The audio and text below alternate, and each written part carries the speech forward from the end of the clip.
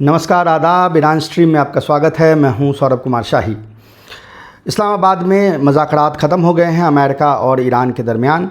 JD वांस America के उपराष्ट्रपति ने अपना एक प्रेस कॉन्फ्रेंस किया जिसमें उन्होंने कहा है कि बातचीत जो है वो फेल हो गई है, असफल हो गई है, और उन्होंने अपना पोजीशन जो है यानी फ़ाइनल जो लीव और टेक जो प्रपोजल है उसने ईरान के सामने रख दिया है। ईरान ने उसको रिजेक्ट कर दिया है।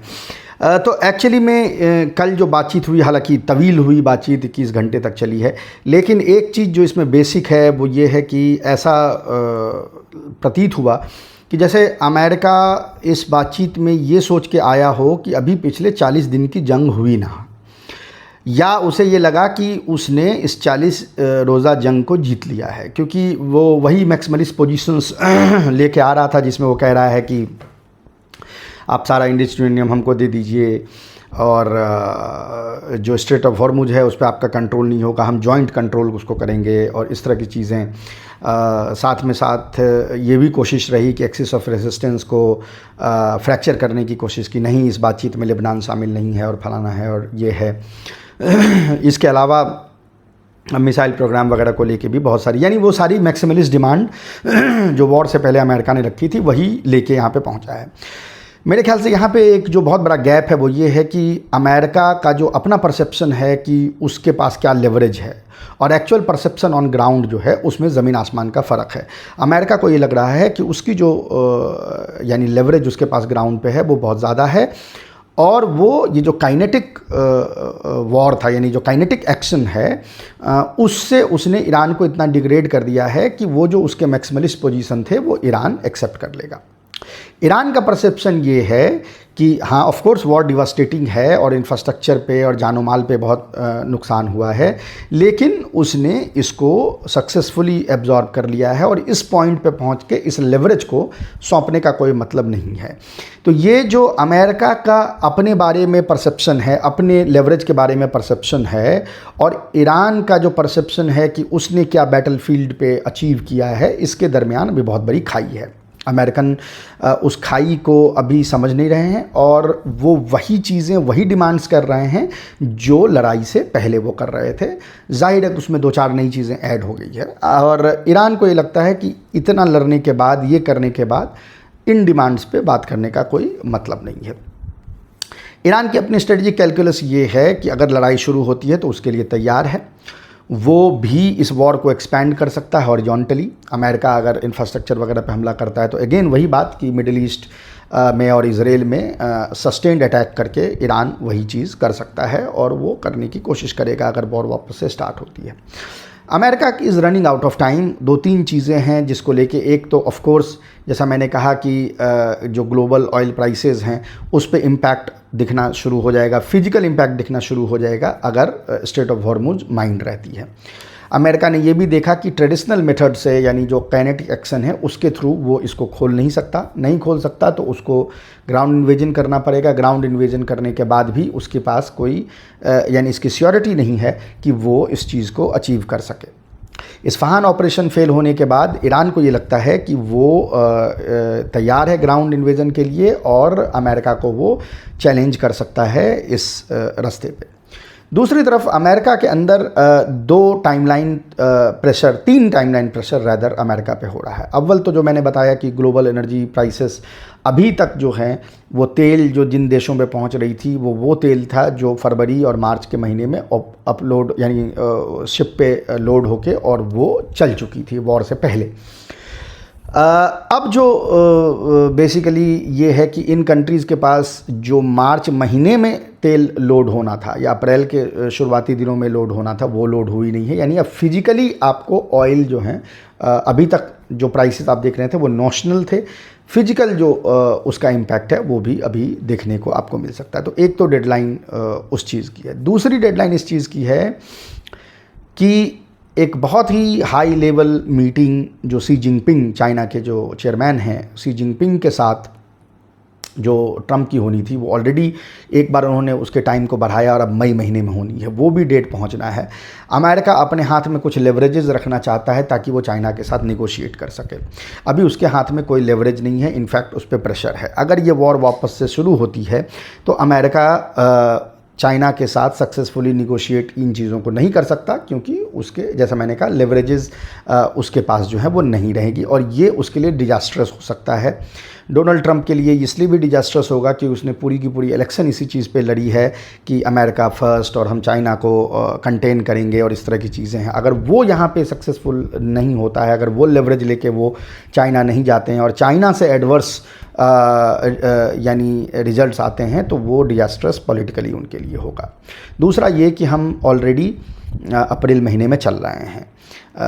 मध्यावधि चुनाव जो हैं, जो वो मिड टर्म पोल्स जो हैं वो नवंबर महीने में होने हैं, और नवंबर में मिड टर्म पोल्स फाइनल पोल होता है, उससे पहले उसके भी प्राइमरीज़ वगैरह होते हैं। वो एक ऑलरेडी वो तो शुरू भी हो चुके हैं कई जगहों पे, और आइंदा महीनों में आप उसको देखेंगे। तो प्राइमरीज़ में भी ये दिक्कत हो सकती है कि उन कैंडिडेट, अभी तक क्या हो रहा है कि रिपब्लिकन पार्टी के अंदर में जो भी कैंडिडेट ट्रंप को चैलेंज कर रहा है उसको प्राइमरी में ही हरा दिया जा रहा है, यानी ट्रंप के अथॉरिटी को चैलेंज करने वाले कैंडिडेट्स हार रहे हैं।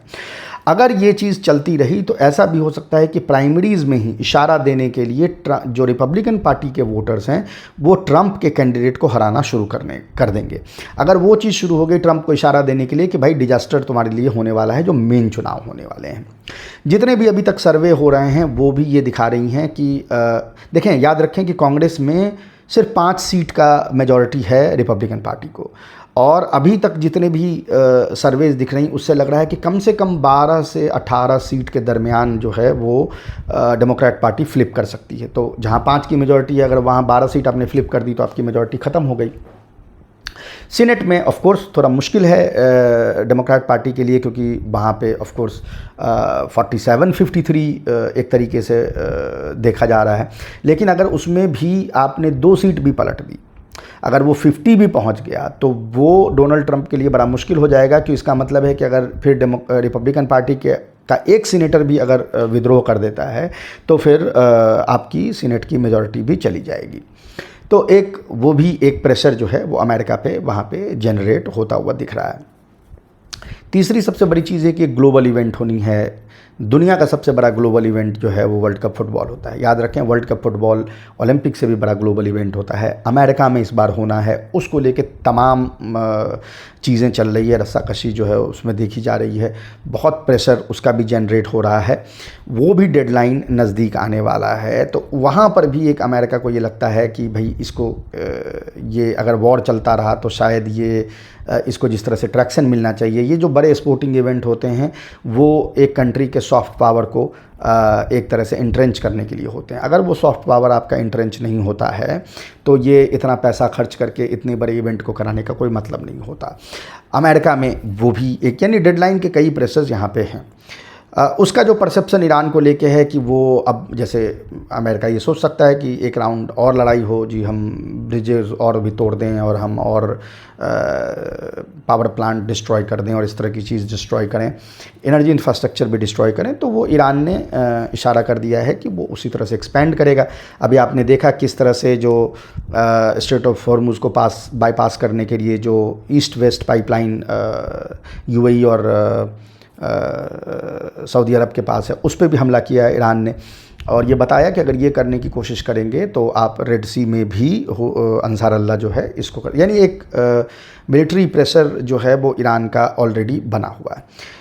अभी पिछले 3-4 दिनों से कई न्यूज़ आई जिसमें ये कहा गया कि अमेरिकन मीडिया ने एक्सेप्ट किया है कि ये ईरान के पास मिसाइल्स बची हुई हैं और हमारे जो असेसमेंट हैं मिसाइल को लेके, लॉन्चर को लेके, वो करेक्ट नहीं है। अब जो उन्होंने अपने असेसमेंट्स बदले हैं कि अभी आधे से ज़्यादा बचे हुए हैं और वो तभी भी मार सकता है, और ड्रोन्स और वो अभी प्रोड्यूस भी कर रहा है, हालांकि उससे भी ज़्यादा बचे हुए हैं अगर आप सही तरीके से इसको देखें, या हम लोगों के पास जो इन्फॉर्मेशन इतने सालों से है और उसके हिसाब से हम लोगों ने कैलकुलेट किया है, तो बहुत मिसाइल्स, बहुत लॉन्चर्स, मतलब उसमें कोई मसला नहीं है। अमेरिका को ये लगने लगा है कि वो इसको मिलिटरीली तो नहीं जीत सकता, पर वही बार बार एक प्रेशर, एक यहूदी लॉबी का प्रेशर भी है, इस तरह की चीज़ें भी अमेरिका के ऊपर में डोनाल्ड ट्रंप के एडमिनिस्ट्रेशन के ऊपर में है। तो वो जो गैप है, जो परसेप्शन का गैप है, यानी अमेरिका को ये लगता है कि वो काइनेटिक मीन्स से डिप्लोमेटिक गेन कर सकता है, वो जो उसका परसेप्शन है और जो ग्राउंड रियलिटी है, इसके बीच एक बहुत बड़ी खाई है। अब ये खाई अगर नहीं पटती है तो वॉर वापस से शुरू हो जाएगी। अगर ये खाई कोई डोनाल्ड ट्रंप को समझाता है कि भैया तुम्हारे पास ये लेवरेजेस नहीं हैं, गिव और टेक करने से ही कोई डील होगी, तो वो समझ में आती है। अभी तक जो समझ में आ रही है उसके हिसाब से अमेरिका अपने मैक्सिमलिस्ट पोजीशंस को लेके आया है और वो जेन्युइनली या तो वो खेल रहा है या वो जेन्युइनली बिलीव कर रहा है कि हम इसको अचीव कर लेंगे। ईरान ने बार बार ये दिखाया, जैसे कल ही रिजेक्ट उसने कर दिया, तो उसने दिखाया कि दे आर नॉट डेस्परेट और वो एकदम तैयार है to walk away from negotiations, जो यहाँ पे देखने को मिल रही है। अब आज और कल मतलब लगातार अब दिन भर आप इसको लेके लीक्स सुनेंगे, धमकियां जो है वो डोनाल्ड ट्रंप देगा, बहुत तरह की चीज़ें इसमें निकल के आएंगी। बट उसमें बहुत सारी चीज़ पोस्चरिंग भी हो सकती है। ऐसा भी हो सकता है कि फिर बातचीत शुरू हो जाए, यानी पोस्चरिंग के बियॉन्ड क्या चीज़ चल रही है वो भी यहाँ पे देखना पड़ेगा।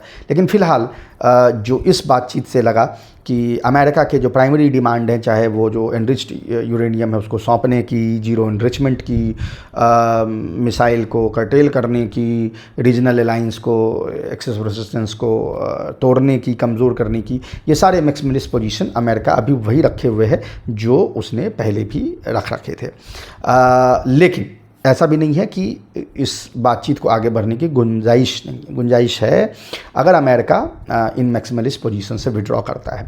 ईरान की तरफ से उनको ये लगता है कि उनके पास हिस्टोरिकल अपॉर्चुनिटी है इस डील को करने की, तो हिस्टोरिकल अपॉर्चुनिटी को वो स्क्वांडर नहीं करना चाहते। यानी वो जो लेवरेजेस उनको इस वॉर से मिले हैं, जो काइनेटिक एक्शन अमेरिका ने किया था लेवरेज तोड़ने के लिए, उसके कारण जो ईरान को और नए लेवरेजेस मिल गए हैं, उन लेवरेजेस को ईरान स्क्वांडर नहीं करना चाहता और उसको लगता है कि एक हिस्टोरिकल मोमेंट है जिसमें इसका फ़ायदा उठाया जा सकता है।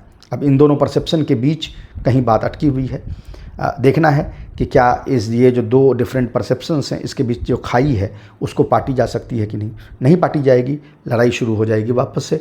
पाटी जाएगी तो मुज़ाकरात वापस से शुरू हो जाएंगे। अभी के लिए इतना ही, हम आपसे फिर मिलेंगे, तब तक के लिए नमस्कार।